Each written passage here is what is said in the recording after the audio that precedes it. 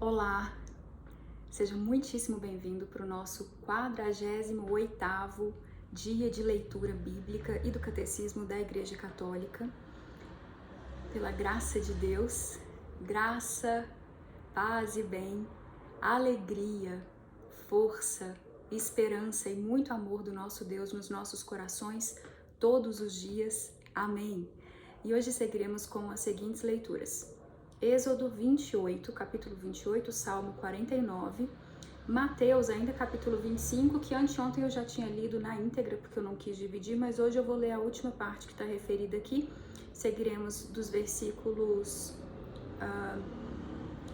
31 a 46. E o Catecismo, itens 385 a 390. Pedimos ao nosso Deus a iluminação do Espírito Santo para que nós compreendamos a palavra de Deus como Deus deseja que nós a compreendamos. Em nome do Pai, do Filho e do Espírito Santo. Amém. Vinde, Espírito Santo, enchei os corações dos vossos fiéis e acendei neles o fogo do vosso amor. Enviai o vosso Espírito e tudo será criado e renovareis a face da terra.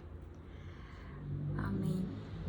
Êxodo capítulo 28. As vestimentas dos sacerdotes.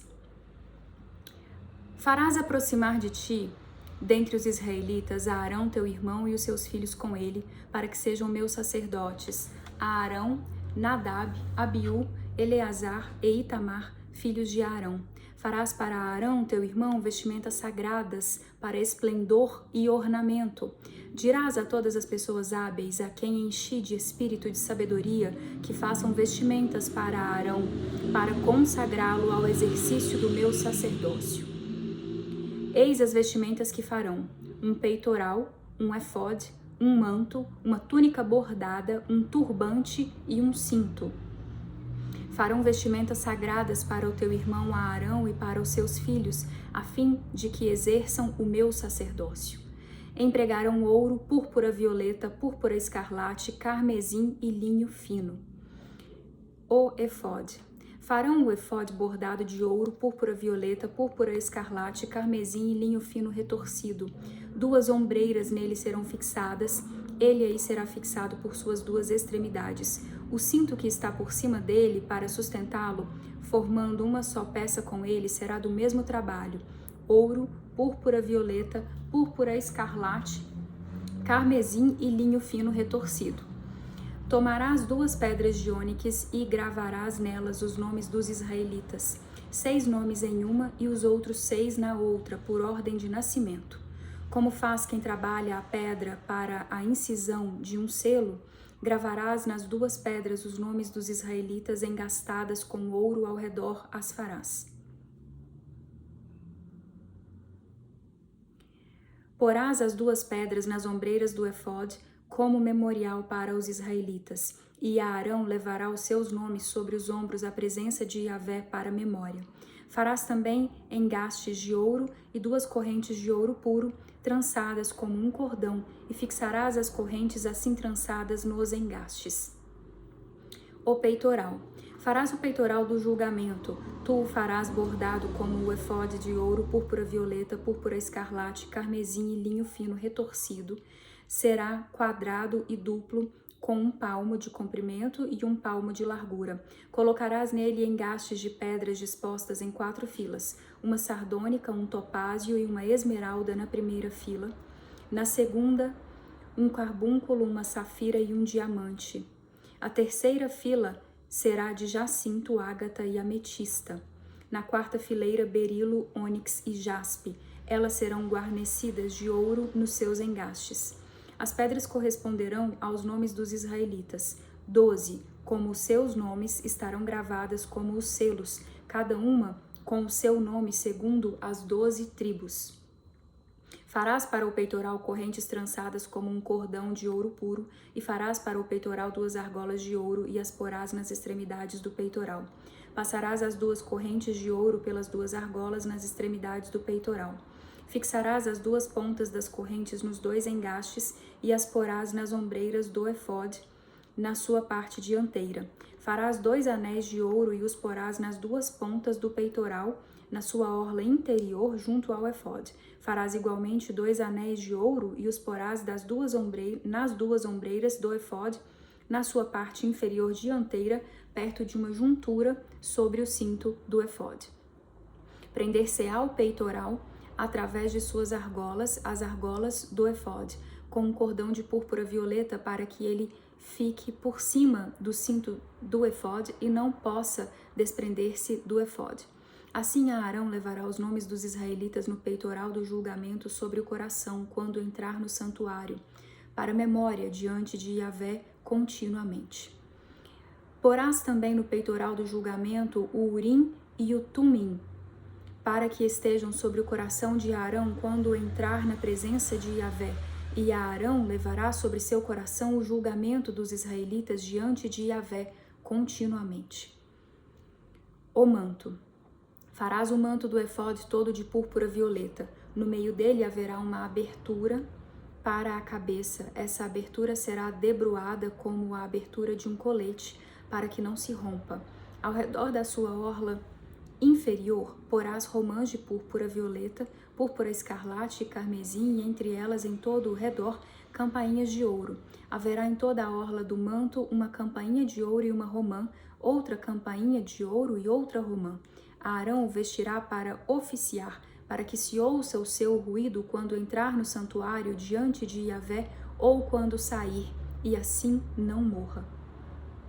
O sinal da consagração.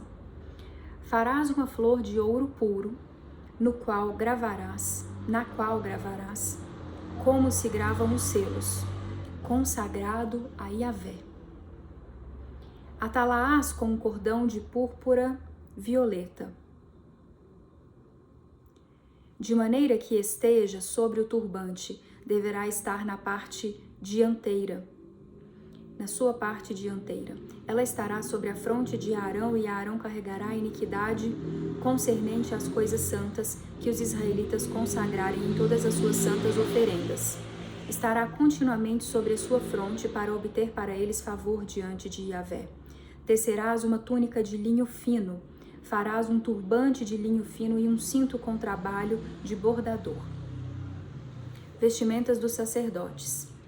Para os filhos de Arão farás túnicas e cintos, far-lhes-ás também barretes para esplendor e ornamento. E com isso vestirás a Arão teu irmão, bem como a seus filhos. Depois os ungirás, dar-lhes-ás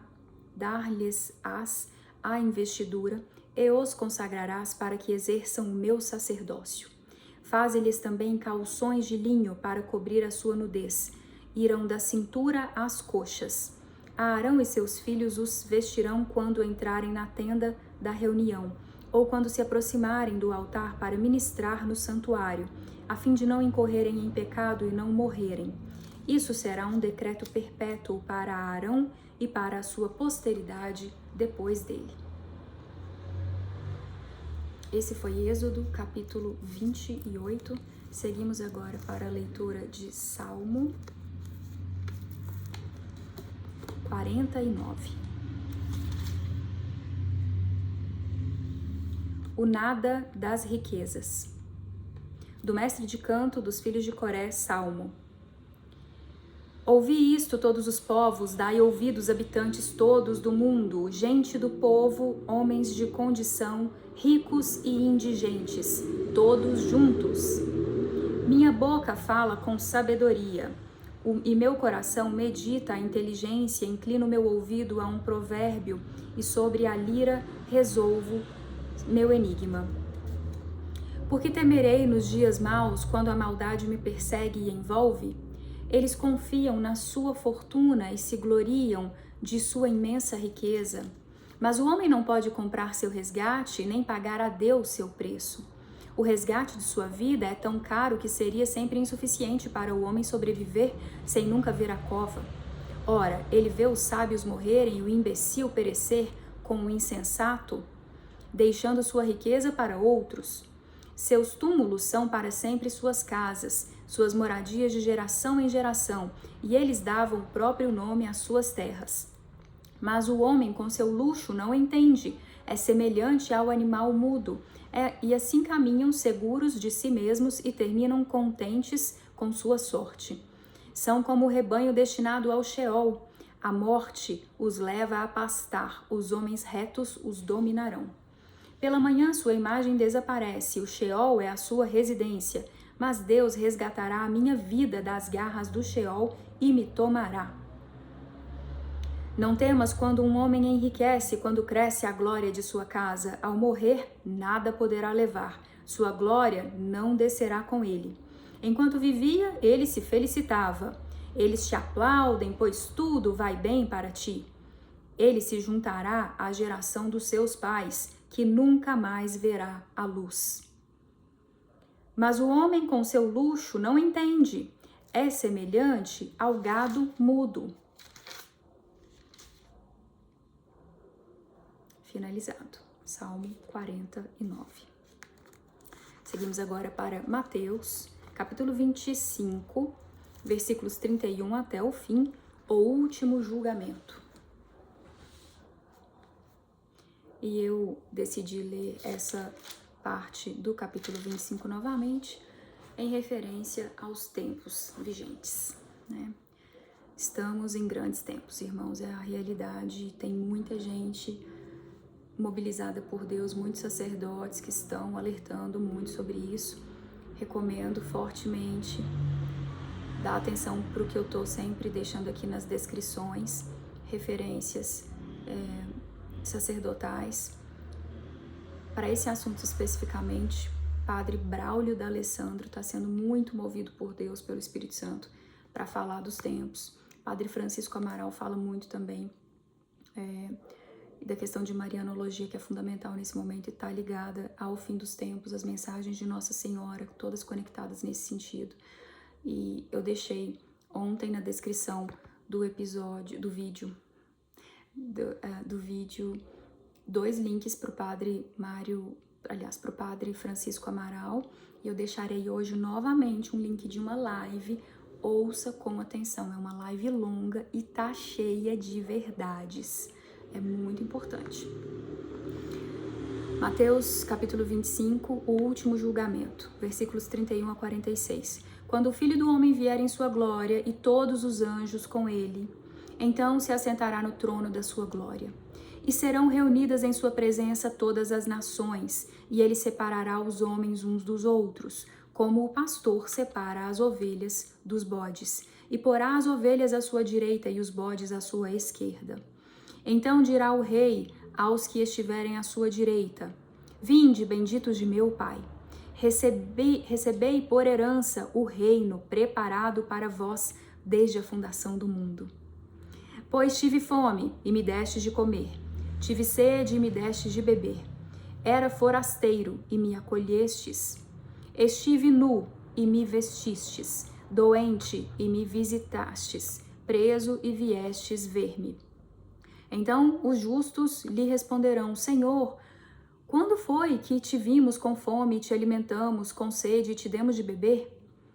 Quando foi que te vimos forasteiro e te recolhemos, ou nu e te vestimos? Quando foi que te vimos doente ou preso e fomos te ver? Ao que lhes responderá o rei: Em verdade vos digo, cada vez que o fizeste a um desses meus irmãos mais pequeninos, foi a mim que o fizestes. Em seguida, dirá aos que estiverem à sua esquerda: Apartai-vos de mim, malditos, para o fogo eterno, preparado para o diabo e para os seus anjos. Porque tive fome e não me destes de comer, tive sede e não me destes de beber, fui forasteiro e não me recolhestes, estive nu e não me vestistes, doente e preso e não me visitastes. Então também eles responderão: Senhor, quando é que te vimos com fome ou com sede, forasteiro ou nu, doente ou preso, e não te socorremos? E ele responderá com estas palavras: Em verdade vos digo, todas as vezes que o deixastes de fazer a um desses mais pequeninos, foi a mim que o deixastes de fazer. E irão estes para o castigo eterno, enquanto os justos irão para a vida eterna. Amém. Isso dentro do discurso escatológico, lembrando que o capítulo 25 começa com a parábola das 10 virgens, que fala das virgens prudentes e das insensatas. Que ninguém sabe quando Jesus volta, quando o noivo vem. Tenhamos prudência. Amém. Seguimos agora com a leitura do catecismo, mas não sem antes fazermos o nosso Salmo 117, o nosso louvor a Deus, convite ao louvor, aleluia. Louvai Yahvé, nações todas, glorificai-o todos os povos, pois seu amor é forte e sua verdade é para sempre. Amém. E a leitura do Credo na versão símbolo niceno constantinopolitano, que é a nossa profissão de fé na Santíssima Trindade. Creio em um só Deus, Pai Todo-Poderoso, Criador do céu e da terra, de todas as coisas visíveis e invisíveis. Creio em um só Senhor, Jesus Cristo, Filho unigênito de Deus, nascido do Pai antes de todos os séculos, Deus de Deus, luz da luz, Deus verdadeiro de Deus verdadeiro, gerado, não criado, consubstancial ao Pai. Por ele todas as coisas foram feitas, e por nós, homens, e para a nossa salvação, desceu dos céus, e encarnou pelo Espírito Santo no seio da Virgem Maria, e se fez homem. Também por nós foi crucificado sob Pôncio Pilatos, padeceu e foi sepultado. Ressuscitou ao terceiro dia, conforme as Escrituras, e subiu aos céus, onde está sentado à direita do Pai. E de novo há de vir em sua glória, para julgar os vivos e os mortos, e o seu reino não terá fim. Creio no Espírito Santo, Senhor, que dá a vida e procede do Pai e do Filho, e com o Pai e o Filho é adorado e glorificado, ele que falou pelos profetas. Creio na Igreja una, santa, católica e apostólica. Professo um só batismo para a remissão dos pecados e espero a ressurreição dos mortos e a vida do mundo que há de vir. Amém. Agora, capítulos 385. Perdi a marcação, gente. 385 a 390. A queda.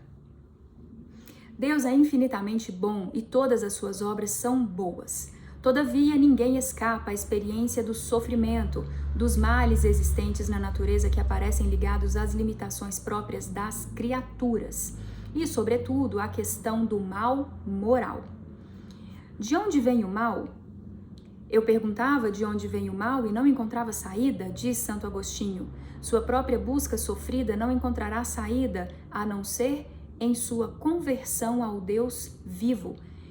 Efetivamente, o mistério da iniquidade só se explica à luz do mistério da piedade. Citação de 2 Timóteo, capítulo 2. A revelação ou Tessalonicenses. Perdão, fiquei na dúvida da sigla aqui. Acho que é Tessalonicenses. A revelação do amor divino em Cristo manifestou, ao mesmo tempo, a extensão do mal e a superabundância da graça. Precisamos, pois, abordar a questão da origem do mal, fixando o olhar de nossa fé naquele que somente Ele é o vencedor do mal. Ele com letra maiúscula, simbolizando Deus. Onde o pecado abundou, a graça superabundou. A realidade do pecado. O pecado está presente na história do homem. Seria inútil tentar ignorá-lo ou dar a esta realidade obscura outros nomes. Para tentarmos compreender o que é o pecado, é preciso, antes de tudo, reconhecer a ligação profunda do homem com Deus, pois fora desta relação, o mal do pecado não é desmascarado em sua verdadeira identidade de recusa e de oposição a Deus, embora continue a pesar sobre a vida do homem e sobre a história. A realidade do pecado, e mais particularmente a do pecado das origens, só é entendida à luz da revelação divina. sem o conhecimento de Deus que ela nos dá. Não se pode reconhecer com clareza o pecado e somos tentados a explicá-lo unicamente como falta de crescimento, como fraqueza psicológica, como um erro, como consequência inevitável de uma estrutura social inadequada e etc. Somente à luz do desígnio de Deus sobre o homem, compreende-se que o pecado é um abuso da liberdade que Deus dá às pessoas criadas, para que possam amá-lo e amar-se mutuamente.